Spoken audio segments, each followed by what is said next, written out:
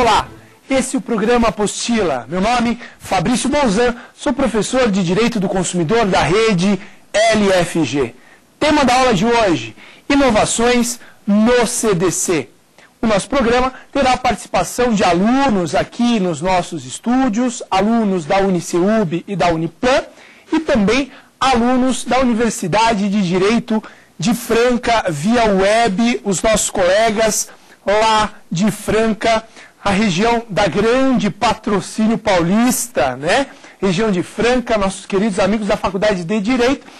E agora, para começar o nosso primeiro bloco, vamos trabalhar com a apresentação dos alunos aqui dos estúdios. Por favor, seu nome, universidade e as suas pretensões na vida jurídica.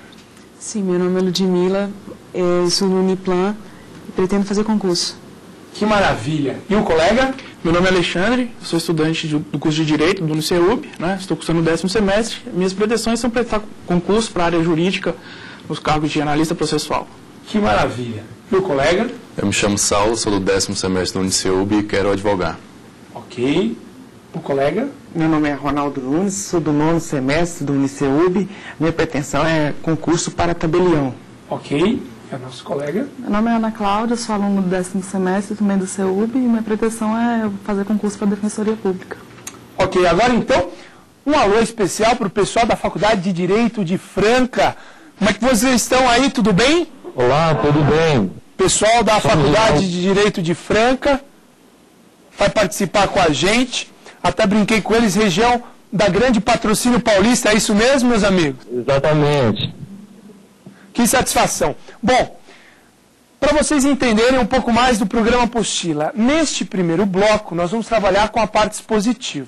Vou pontuar para vocês inovações no Código de Defesa do Consumidor, quer no aspecto da lei, Lei 8.078/90, o CDC, quer no aspecto da jurisprudência, principalmente súmulas recentes do STJ envolvendo direito do consumidor. No segundo bloco, teremos que resolver, que solucionar as dúvidas dos alunos aqui dos nossos estúdios e também dos alunos da Faculdade de Direito de Franca que estão no link via web conosco. No último bloco, vamos trabalhar com um quiz, isso mesmo, um jogo com perguntas para saber se realmente foram fixadas as mensagens da aula de hoje. Bom, o que tivemos de novidade no Código de Defesa do Consumidor? Trabalhando inicialmente com as inovações da lei, Lei 8.078/90, OCDC. Como a primeira inovação, seguindo uma ordem dentro do Código de Defesa do Consumidor, eu destacaria para vocês o artigo 31 do Código de Defesa do Consumidor, que agora tem um parágrafo único. Isso mesmo, 31 agora tem um parágrafo único no Código de Defesa do Consumidor. E esse parágrafo único trata justamente do quê? Que as informações constantes dos produtos congelados, refrigerados, devem ser informações indeléveis, ok? Então, quando falamos em produtos refrigerados, as informações devem ser indeléveis, ou seja, aquelas que não se apagam. Quem nunca se deparou com a seguinte situação? Foi num refrigerador de um supermercado, pegar um frango congelado e saiu com a etiqueta na mão. Difícil, quem nunca se deparou com essa situação. Ou ainda, não é uma etiqueta de papel, mas a informação está apagada, por quê? Pelo longo tempo que aquele produto ficou dentro de um refrigerador.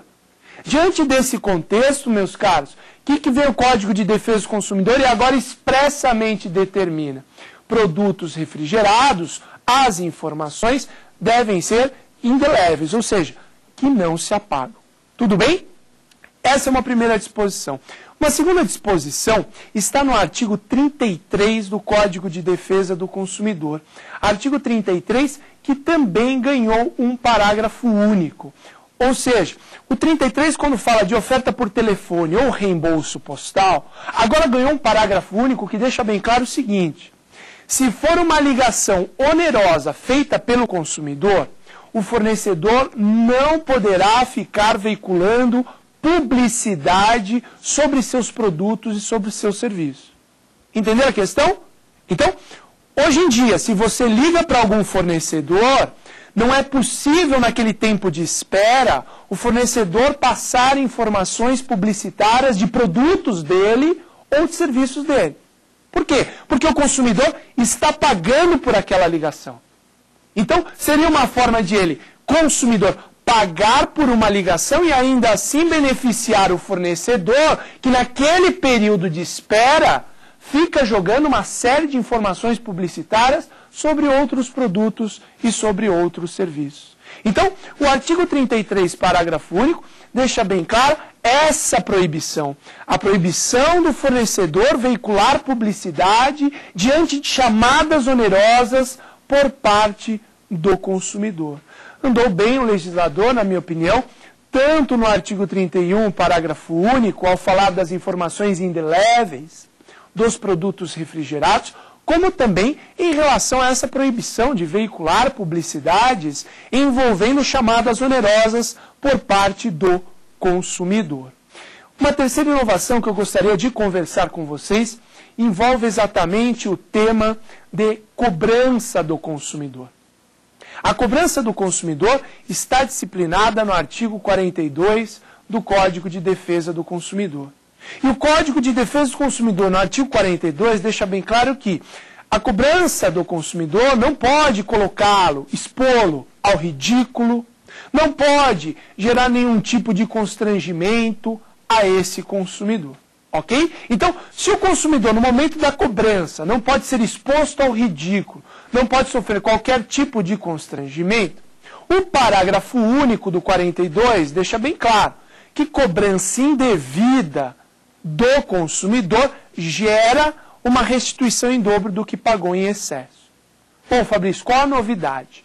A novidade é a existência de um artigo 42A agora no Código de Defesa do Consumidor.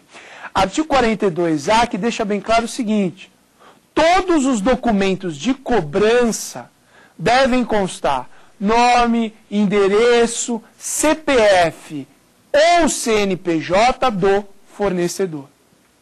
Isso mesmo.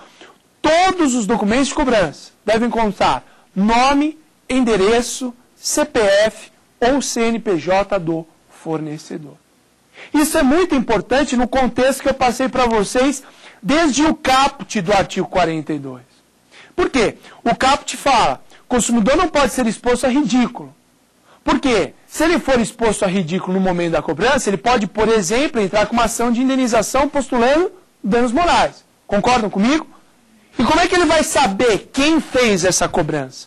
Parágrafo único, 42A, melhor dizendo, do Código de Defesa do Consumidor, deixa claro. Ele vai saber quem fez a cobrança, por quê? Todos os documentos de cobrança agora tem que ter nome, endereço, CPF ou CNPJ do fornecedor. Então percebam, a sistemática do CDC cada vez mais vem fechando o cerco em face do mau fornecedor. Porque não adiantava num primeiro momento simplesmente o CDC falar, olha, o consumidor não pode ser exposto a ridículo e ele nem sabe quem fez a sua cobrança. Agora está expresso no Código de Defesa do Consumidor.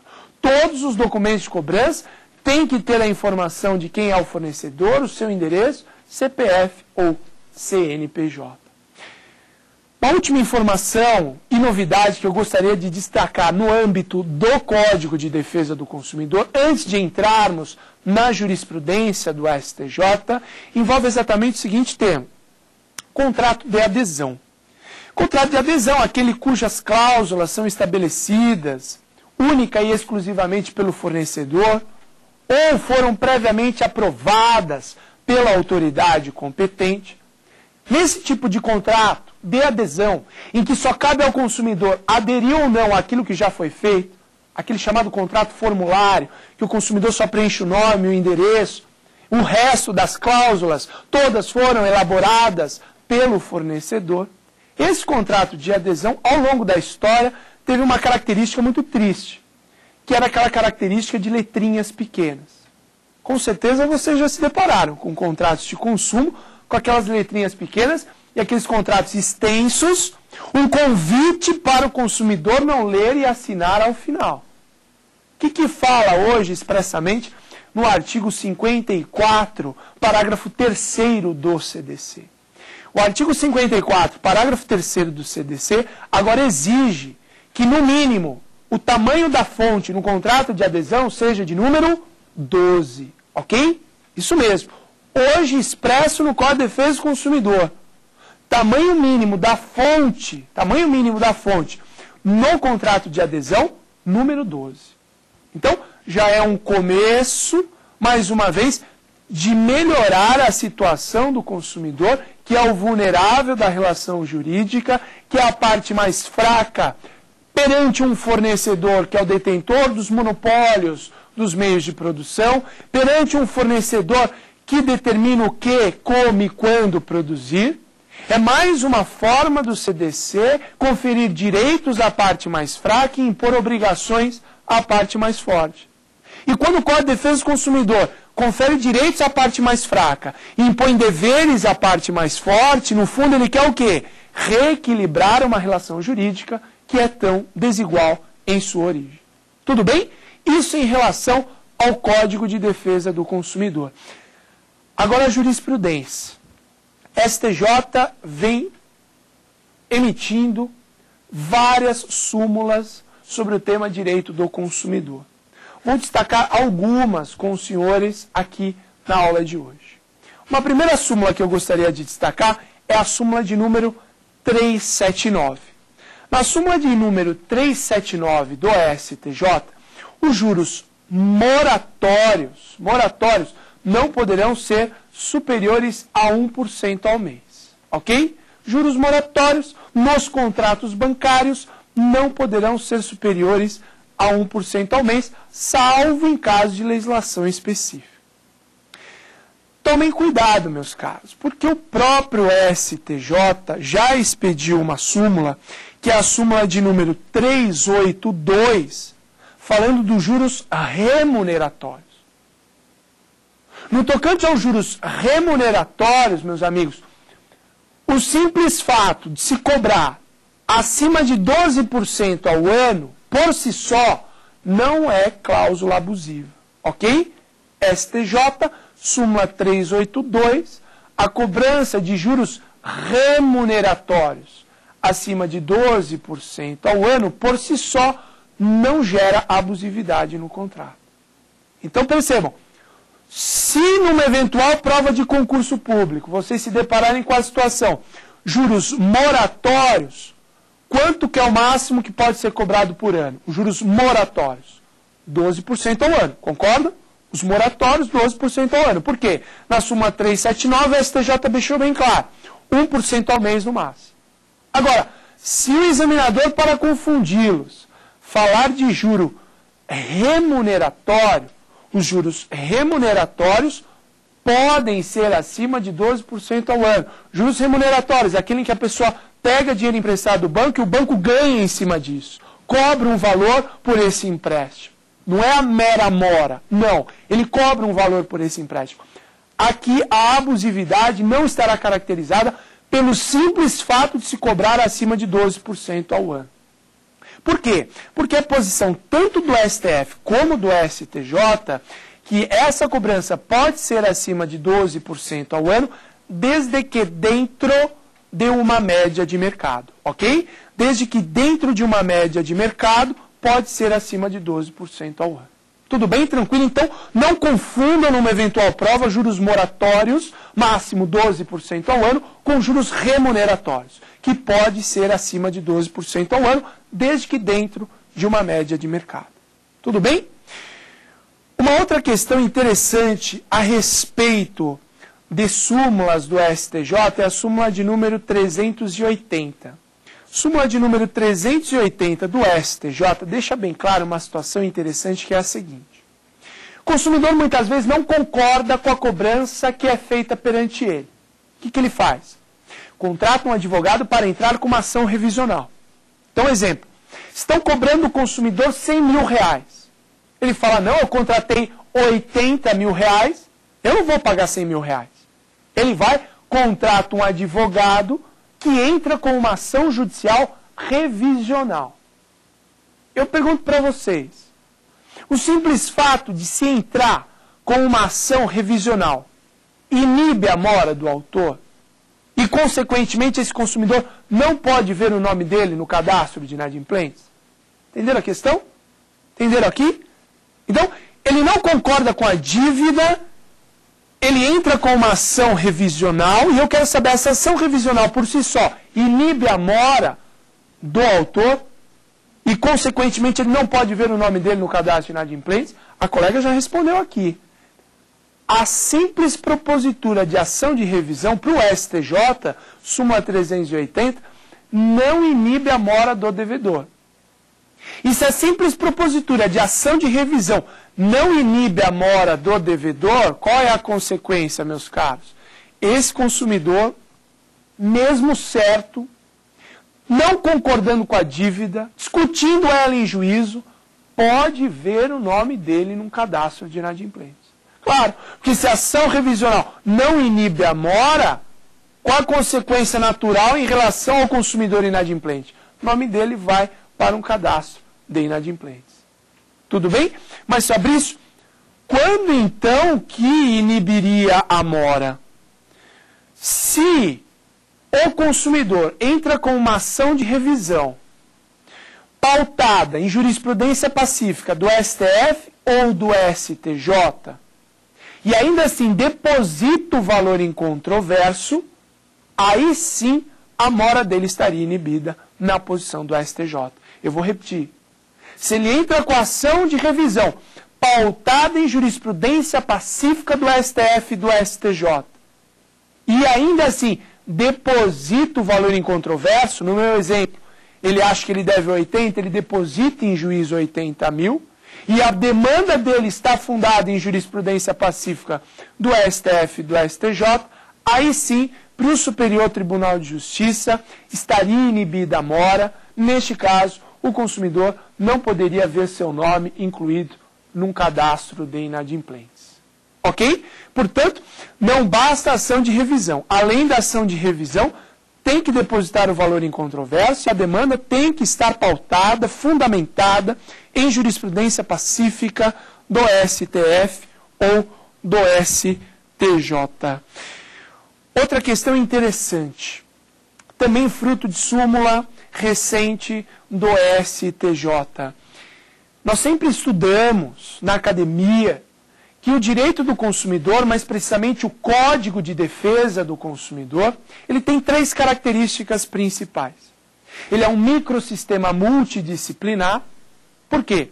Porque dentro do Código de Defesa do Consumidor nós temos regras de direito civil, como reparação de danos, regras de processo civil, como ônus da prova. Além de direito civil e processo civil, princípio constitucional eu encontro no Código de Defesa do Consumidor como a dignidade da pessoa humana. No CDC, meus caros, existe até normas de direito penal. Existem tipos penais dentro do CDC. Então, ele é um microsistema multidisciplinar. Tudo bem? Várias disciplinas dentro de um único código, o Código de Defesa do Consumidor. Nós temos também, como uma segunda característica, que o CDC é uma lei principiológica. Isso mesmo. E quando dizemos que o CDC é uma lei principiológica, significa dizer o quê? Confere uma série de princípios com o objetivo de conferir direitos ao consumidor e impor deveres ao fornecedor. Isso mesmo. CDC é uma lei principiológica. Traz em seu corpo vários princípios. Vários princípios com o objetivo de dar direitos, conferir direitos ao consumidor, que é a parte mais fraca, e impor deveres ao fornecedor. E uma última característica do CDC é que ele traz normas de ordem pública e interesse social. E qual a consequência dessa última característica? Qual a consequência do CDC trazer normas de ordem pública e de interesse social?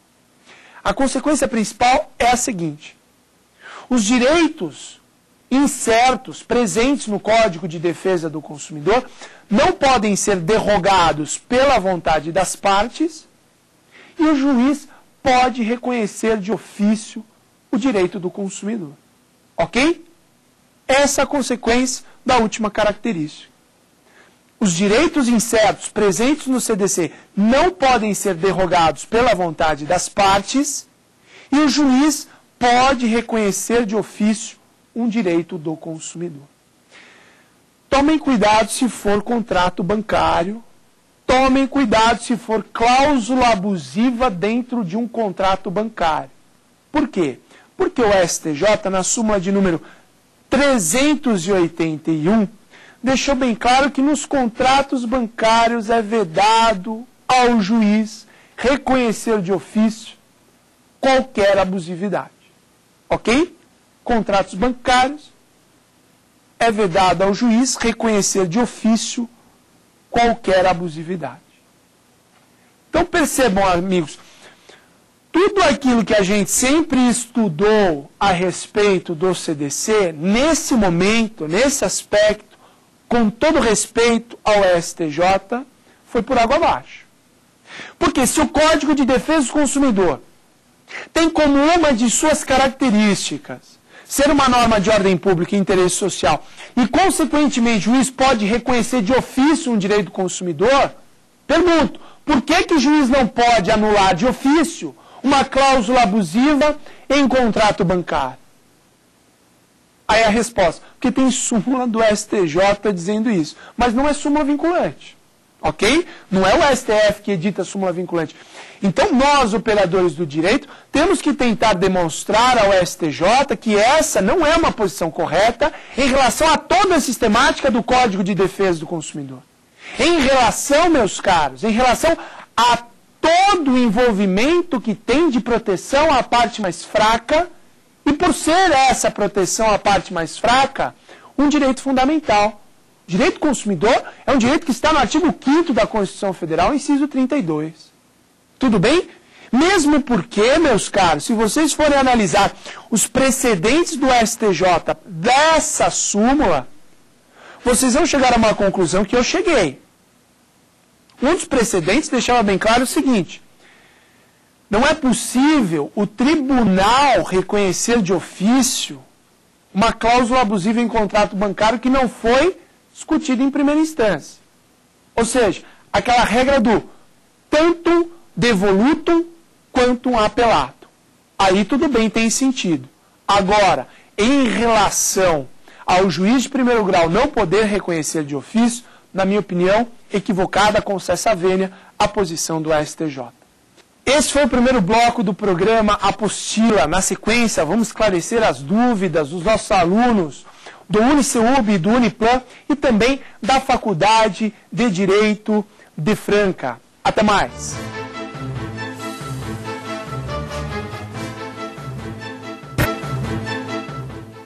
Olá, voltamos para o segundo bloco do programa Apostila de hoje. Meu nome é Fabrício Bolzan, sou professor de Direito do Consumidor da rede LFG. Tema da aula de hoje, inovações no CDC.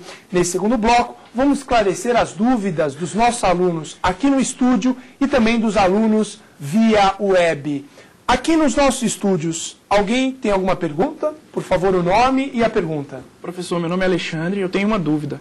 Eu gostaria de saber se, além das inovações trazidas pelo CDC referentes às normas protetivas do consumidor, houve também normas inovadoras no que tange a punição impostas aos fornecedores. Muito boa pergunta do Alexandre. Envolve, por exemplo, uma legislação que não é judicial, mas é uma normatização administrativa do CONAR, Conselho Nacional de Autorregulamentação Publicitária. Aqui no nosso país, tanto o poder público controla a publicidade, como também esse grupo de entidades do setor de publicidade que compõe o CONAR.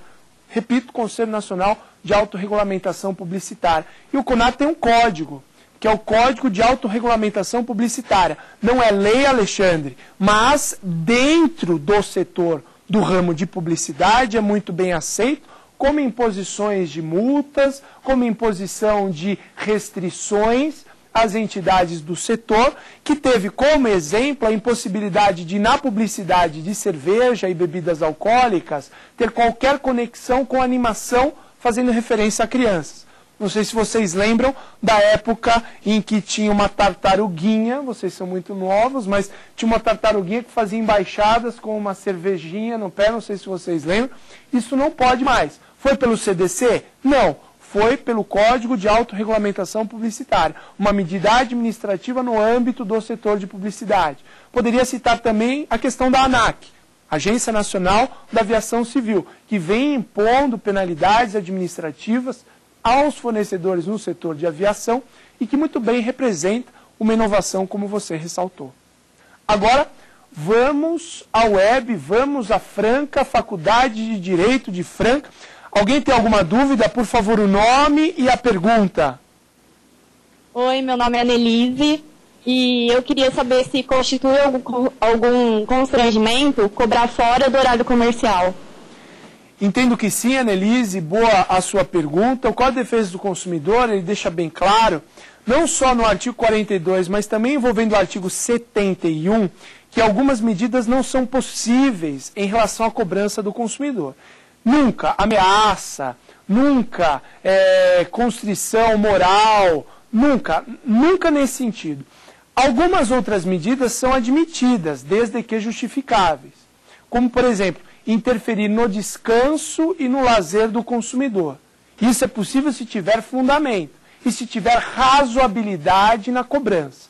Então, você pode ligar no trabalho do consumidor para cobrá-lo? Depende. Como que é feita essa cobrança? Vai ligar e deixa o recado, ó, avisa aí o Fabrício que ele está me devendo para ele entrar em contato urgente. Isso não pode, porque isso é um constrangimento ao consumidor. Agora, se liga um fornecedor, olha, o Fabrício está? Não, não está.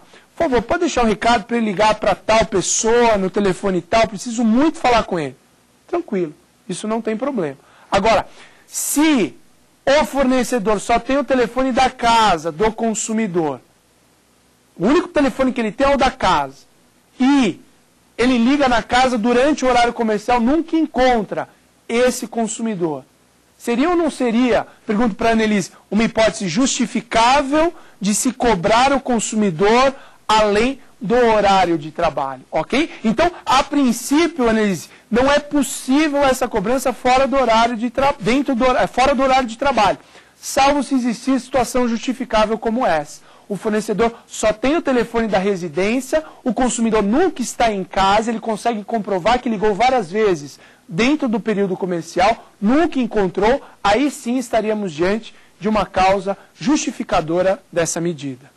Aqui nos nossos estúdios, alguém tem mais alguma dúvida? Eu queria fazer uma pergunta também. Seu nome mesmo? Ana Cláudia. Ana Cláudia. Eu queria saber a respeito desse contrato de fidelização que tem sido muito discutido, principalmente nessa questão da telefonia, né? Há um tempo tinha passado que esse contrato tinha sido quebrado e até hoje em dia, quando a gente ainda vai fazer retirada de algum aparelho, muitas pessoas ainda querem impor essa fidelização, 24 meses, 12 meses. Eu queria saber como é que está a situação. Muito boa a questão, polêmica e na pauta do dia, né?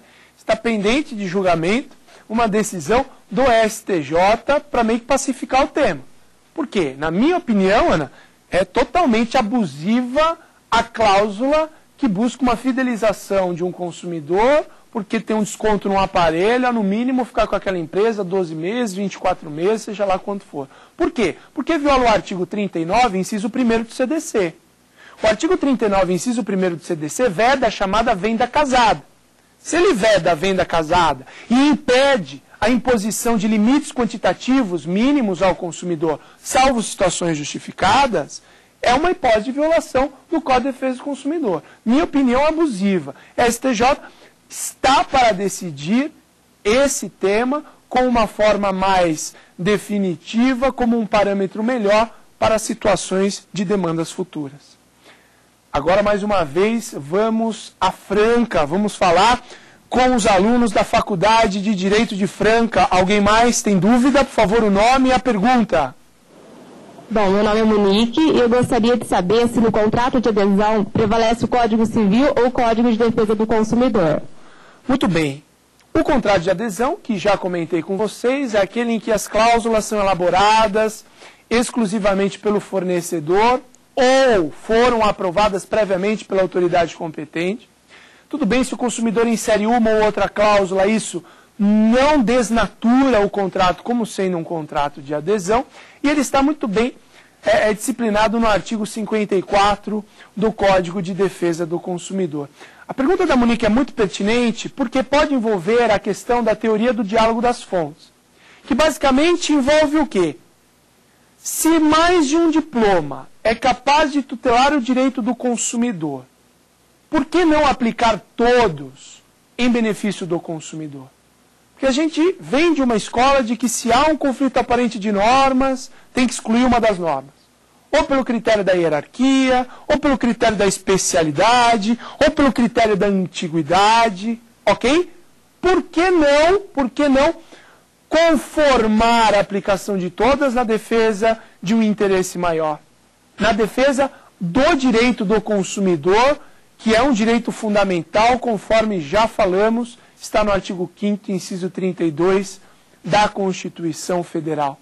Portanto, uma grande defensora desse diálogo das fontes aqui no nosso direito, a professora Cláudia Lima Marques, pautada na jurisprudência e na doutrina, melhor dizendo, de Eric Jaime, que fala justamente da possibilidade de conformar mais de um diploma na tutela do direito do consumidor. Então, Monique, respondendo sua pergunta, a princípio, nós vamos aplicar o Código de Defesa do Consumidor, porque relação jurídica de consumo é disciplinada por ela, pela Lei 8.078/90, o Código de Defesa do Consumidor, mas se o direito civil, o Código Civil, tiver alguma regra mais benéfica ao consumidor, para essa corrente, com a qual eu faço parte, é possível aplicar o Código de Defesa do Consumidor na tutela de um direito maior que é a defesa do consumidor, fazendo um diálogo entre as fontes, Código Civil, Código de Defesa do Consumidor. Mas já ressalto, Monique, o STJ não vem aplicando a teoria do diálogo das fontes, o STJ vem aplicando CDC para as relações de consumo, raramente o STJ aplica o Código Civil. Aplicou recentemente, envolvendo a questão do prazo prescricional para a repetição do indébito, quando envolver cobrança indevida no serviço de água e esgoto, mas isso foi uma exceção, o STJ não vem aplicando a teoria do diálogo das fontes. Minha opinião, eu aplicaria caso o Código Civil venha com uma disciplina mais benéfica ao consumidor. Última pergunta aqui nos nossos estúdios. Quem que vai fazer? Meu nome é Ronaldo. Ronaldo, vamos a ela. Eu gostaria de saber quando o fornecedor vai escrever o nome do consumidor no cadastro de proteção de crédito, ele tem que comprovar que o consumidor recebeu a notificação? Boa questão, e envolve também jurisprudência recente do STJ. O STJ na súmula 404, STJ súmula 404, entendeu que é dispensável o aviso de recebimento na carta de comunicação ao consumidor de que o nome dele será incluído no cadastro de inadimplentes. Então, se o STJ entende que é dispensável o aviso de recebimento, respondendo a sua pergunta, ele não precisa comprovar que o consumidor recebeu o aviso de que o nome dele vai para o cadastro de inadimplentes. Ok? Basta ele comprovar que expediu a notificação. Se ele comprova que expediu a notificação, isso é suficiente para tornar o nome do consumidor no cadastro de inadimplente um nome legitimamente colocado lá, porque o STJ, repito, súmula 404, entende que é dispensável o AR, é dispensável o aviso de recebimento nesse tipo de informação. Uma última pergunta, lá de Franca, estado de São Paulo. Por favor, o nome e a indagação. Meu nome é Daniele e eu gostaria de saber se cabe tutela antecipada para impedir a inclusão do consumidor no cadastro de devedores. Muito boa a pergunta também da Daniele. Na minha opinião, cabe sim. O Código de Defesa do Consumidor, e até quem muito bem trata desse assunto processual foi professor de vocês, aí da Faculdade de Direito, nosso querido amigo, juiz, lá da região de Franca, Fernando Fonseca Gajardoni. Um abraço a esse grande professor, grande processualista, que, aliás, fez parte da comissão de juristas que elaborou o projeto de nova lei de ação civil pública. Olha a importância do professor de vocês aí em Franca. Ele mesmo trata muito bem desse tema e deixou bem claro, recentemente no encontro em que tivemos, que o Código de Defesa do Consumidor, ele tem muito de processo coletivo. É um dos grandes diplomas do processo coletivo junto com a lei de ação civil pública. E o Código de Defesa do Consumidor tem um dispositivo que remete a outras ações, a outras leis, no tocante à defesa do consumidor. Ou seja, o consumidor, para se proteger, individual ou coletivamente, pode utilizar outras leis para fazer valer efetivamente essa proteção. Então, respondendo à pergunta da colega, é possível uma tutela antecipada para impedir o nome do consumidor no cadastro de inadimplentes? É possível sim, sem sombra de dúvidas, não só na tutela individual, como também na tutela coletiva. Bom, meus amigos, encerramos o nosso segundo bloco. Na sequência, um quiz, um game com perguntas envolvendo o tema da aula de hoje. Até mais!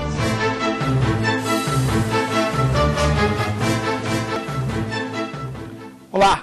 Voltamos para o último bloco do programa Apostila de hoje. Meu nome é Fabrício Bolzan, professor do curso LFG. Última parte vai trabalhar com questões, um quiz envolvendo o tema da aula de hoje, inovações do CDC. Os nossos alunos aqui do estúdio ficarão com um controle como esse, que está com a Ana. O controle tem um número 1, 2, 3 e 4, referente a cada uma das alternativas. Cada um assinale uma única alternativa e o vencedor aqui, não da competição, mas desse trabalho acadêmico, levará como uma forma de incentivo 2 obras consagradas de grandes doutrinadores aqui do nosso Brasil. E no final, quero saber também dos alunos via web da Faculdade de Direito de Franca, quem foi o que mais pontuou. Tudo bem? Ótimo. Vamos então à primeira questão. As informações na oferta devem assegurar, exceto, informações corretas, informações claras, informações precisas, ou 4, informações beléveis nos produtos refrigerados. O que está errado dentre as alternativas?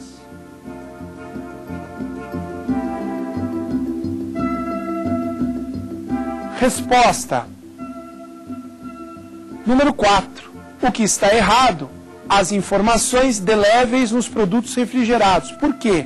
Porque a obrigação do fornecedor agora, como uma das inovações do Código de Defesa do Consumidor, nos produtos refrigerados, colocar a informação de forma indelével, ou seja, que não se apaga. Próxima questão. Em caso de oferta ou venda por telefone ou reembolso postal, 1. Prescinde constar o nome do fabricante. 2. Prescinde constar o endereço na embalagem, publicidade, em todos os impressos utilizados na transação comercial. 3. Permitida a publicidade de bens e serviços por telefone quando a chamada for onerosa ao consumidor que a origina. 4. Proibida a publicidade de bens e serviços por telefone quando a chamada for onerosa ao consumidor que a origina. Qual a assertiva correta?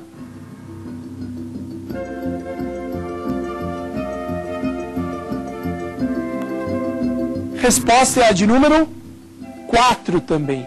Proibida a publicidade de bens e serviços por telefone quando a chamada for onerosa ao consumidor que a origina. Estamos diante de mais uma inovação no Código de Defesa do Consumidor. Não seria honesto com o consumidor, além de pagar por uma ligação, no tempo de espera, ficar aguentando a publicidade de inúmeros produtos ou serviços colocados pelo fornecedor. Próxima questão. Na cobrança de débitos, é correto afirmar, exceto, 1. Que o consumidor inadimplente não será exposto a ridículo. 2. Que o consumidor inadimplente não será submetido a qualquer tipo de constrangimento ou ameaça. 3. que em alguns documentos de cobrança deverão constar o nome, o endereço e o CPF ou CNPJ do fornecedor. E 4, que o consumidor cobrado em quantia indevida tem direito à repetição do indébito por valor igual ao dobro do que pagou em excesso. O que está errado dentre essas alternativas?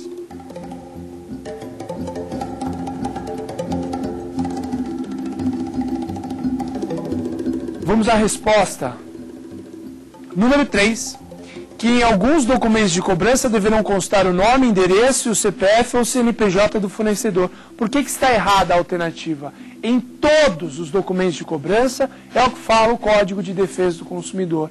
O artigo 42A do Código de Defesa do Consumidor deixa bem claro, em todos os documentos de cobrança deverão constar as informações como o nome, o endereço, o CPF e o CNPJ do fornecedor. Próxima questão. A respeito do contrato de adesão, é correto afirmar: 1. É aquele em que algumas cláusulas foram aprovadas pela autoridade competente ou estabelecidas unilateralmente pelo fornecedor. 2. A inserção de cláusula no formulário desfigura a natureza de adesão do contrato. 3. Nos contratos de adesão não se admite cláusula resolutória. E 4. Serão redigidos em termos claros e o tamanho da fonte não será inferior ao corpo 12. Qual a alternativa correta dentre as colocadas a vocês?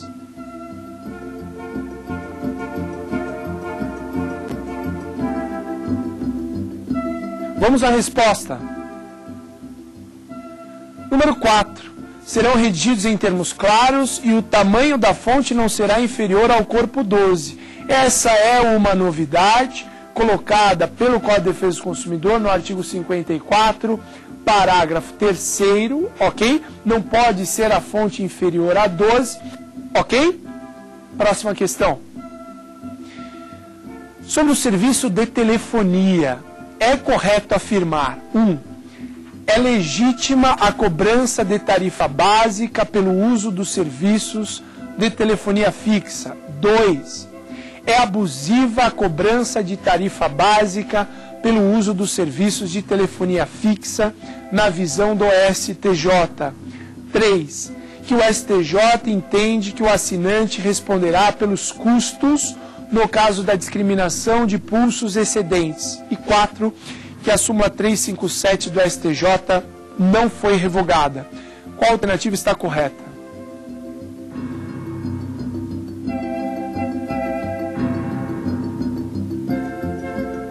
Vamos à resposta. É legítima a cobrança de tarifa básica pelo uso dos serviços de telefonia fixa. É a posição do STJ consolidada na súmula de número 356.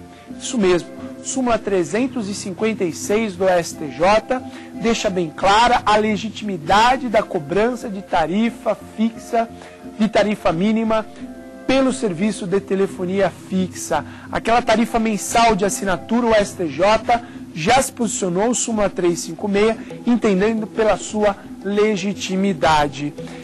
Em relação a outros aspectos desta questão, a súmula 357 do STJ exigia realmente do consumidor que ele bancasse o valor de eventual extrato discriminando que a conta dele teve pulsos excedentes.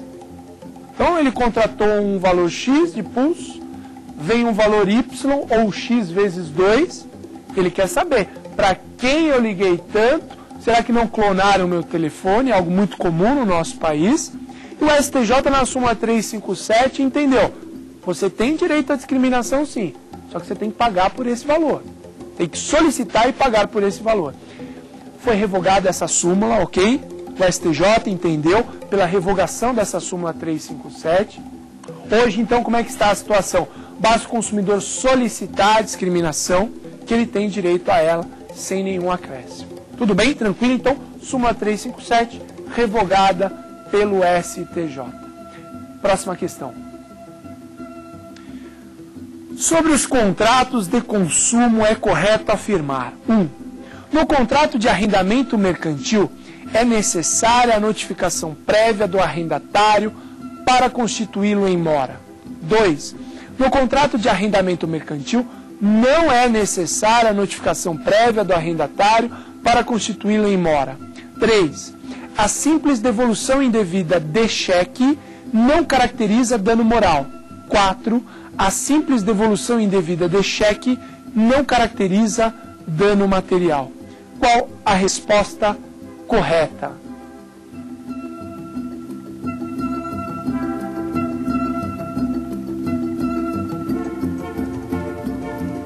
Resposta correta é a de número 1.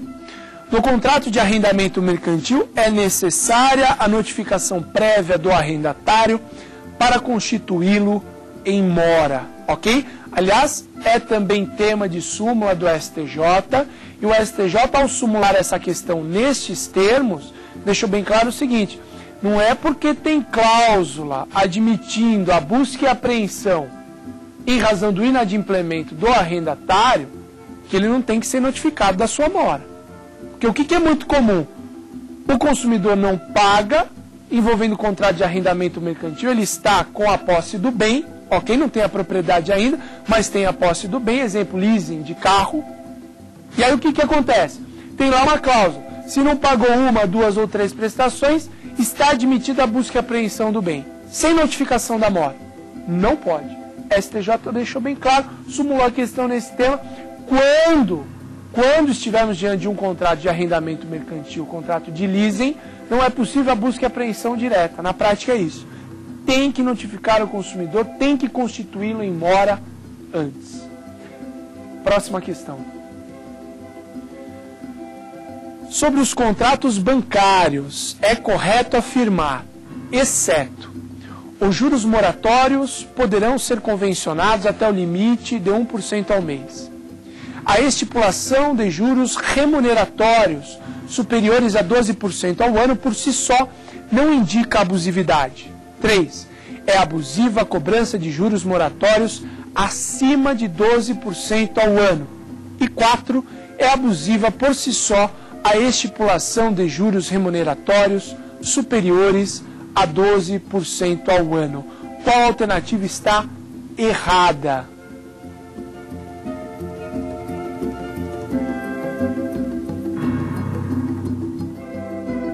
Vamos à resposta. Número 4. É abusiva por si só a estipulação de juros remuneratórios superiores a 12% ao ano. Por que está errada essa questão? Porque o STJ já sumulou o tema também, súmula 382, no sentido de que é possível cobrar juros remuneratórios, aqueles em que o banco ganha em cima do empréstimo, acima de 12% ao ano, desde que dentro de uma média de mercado é possível cobrar acima de 12% ao ano. Tanto o STF como o STJ entendem dessa forma. Eu aplico o CDC às atividades bancárias sim, isso é tema pacificado, ok? Tanto no Supremo como no STJ, mas em relação aos juros, o STF e o STJ não põem a mão. Eles dizem que isso é tema do Banco Central. Se estiver cobrando acima de 12%, mas dentro de uma média de mercado, é possível, é legítima essa cobrança, não há abusividade qualquer nela. Tudo bem? Próxima questão. A respeito do cadastro de inadimplentes. 1. A simples propositura da ação de revisão impede a inscrição no SPC. 2. A propositura da ação de revisão independe de caução para impedir a inscrição no SPC. 3. A propositura de ação de revisão independe de amparo na jurisprudência do STF ou STJ para impedir a inscrição no SPC. E 4. A simples propositura da ação de revisão de contrato não inibe a caracterização da mora do autor. O que está correto dentre as alternativas colocadas a vocês?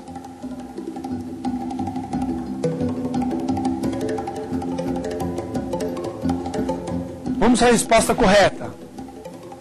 4. A simples propositura da ação de revisão do contrato não inibe a caracterização da mora do autor. Vimos na aula de hoje. tema simulado pelo STJ, ok? Não basta propor ação de revisão. Se o consumidor não concorda com aquele valor cobrado, além de propor ação de revisão, essa ação de revisão deverá estar pautada em jurisprudência do STF e do STJ, e mais, deverá ocorrer a caução do valor em controverso. No meu exemplo da aula de hoje eu citei, se o consumidor é cobrado de 100 e acha que deve 80, ele tem que entrar com a ação revisional, pautada em jurisprudência pacífica do STF e STJ, e depositar, caucionar o valor em controverso de R$80 mil. Ok? Próxima questão. A respeito do CDC, é incorreto afirmar na visão do STJ: 1. Trata-se de lei principiológica. 2. Trata-se de microsistema multidisciplinar. 3.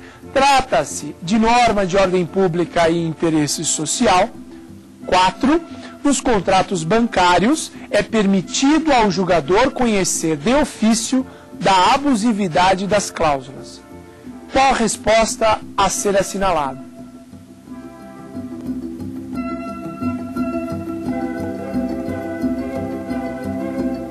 Resposta desta questão. Número 4. A respeito do CDC, é incorreto afirmar, na visão do STJ, que nos contratos bancários é permitido ao julgador conhecer de ofício da abusividade das cláusulas. O STJ já sumulou exatamente o contrário, né? Mesmo sendo uma cláusula abusiva num contrato bancário, para o STJ, o juiz não pode reconhecer de ofício dessa abusividade. Concessa vênia equivocou-se o STJ na edição dessa súmula. Por quê? O Código de Defesa do Consumidor é uma norma de ordem pública e interesse social. E quando falamos que o CDC é uma norma de ordem pública e interesse social, uma das consequências é exatamente qual? O juiz pode reconhecer de ofício o direito do consumidor.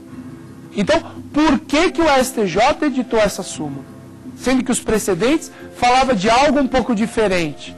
Como? Não é possível o tribunal reconhecer de ofício algo que não foi objeto da apelação. O tantum devolutum quantum apelato.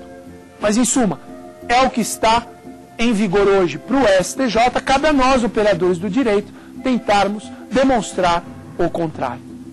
Última questão. No tocante ao entendimento do STJ sobre o direito do consumidor, está incorreto. 1. É dispensável o aviso de recebimento na carta sobre a negativação de seu nome. 2. É legítima a cobrança da tarifa de água de acordo com as categorias de usuários e as faixas de consumo. 3. A ação de repetição de indébito de tarifas de água e esgoto sujeita-se ao prazo prescricional estabelecido no Código de Defesa do Consumidor. E 4.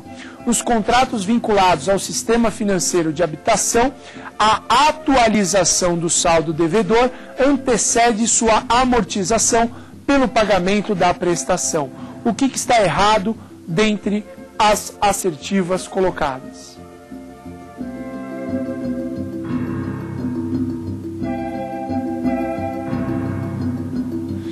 Resposta dessa questão, número 3. Está errado, está incorreto. A ação de repetição de indébito de tarifas de água e esgoto sujeita-se ao prazo prescricional estabelecido no CDC. Por que está incorreto? Porque o STJ também sumulou a questão recentemente, entendendo que o prazo prescricional aqui é o do Código Civil e não o do Código de Defesa do Consumidor. Aqui foi uma das raras situações em que o STJ fala pela aplicação do Código Civil em benefício ao consumidor. Por quê? Porque o Código de Defesa do Consumidor, quando fala em prazo prescricional, fala em prescrição envolvendo acidente de consumo. Aquele prazo de 5 anos do artigo 27 do CDC. Lembram dele? Então, prazo prescricional no CDC é para entrar com ação de indenização envolvendo acidente de consumo e não para ação de repetição de indébito. Como o Código de Defesa do Consumidor não estabeleceu prazo prescricional para ação de repetição de indébito, nós vamos aplicar qual prazo prescricional? O prazo prescricional da Lei Civil, do Código Civil. Tudo bem? Então, é essa a posição do STJ, súmula recente do STJ, muito bem pontuada nessa última questão. Vamos ver quem foi o vencedor. Saulo. Saulo, o vencedor. Maravilha. Saulo, parabéns, meu caro. Felicidades, uma salva de palmas aí. 2 obras para estimular os seus estudos. Quero saber também o resultado dos alunos da Faculdade de Direito de Franca. E como eu costumo dizer, hein? Não vale falar que todo mundo acertou tudo aí não, hein? Vamos ver. Claro, claro. Fabrício, não vou dizer que todo mundo acertou tudo não, mas a nossa média ficou entre 7 e 8, eu acho que está excelente para alunos de 3º ano. Que maravilha, parabéns a vocês, um abraço a todos aí em Franca, um abraço e prazer receber vocês aqui em nossos estúdios. E esse foi o programa Apostila de hoje. Até uma próxima oportunidade.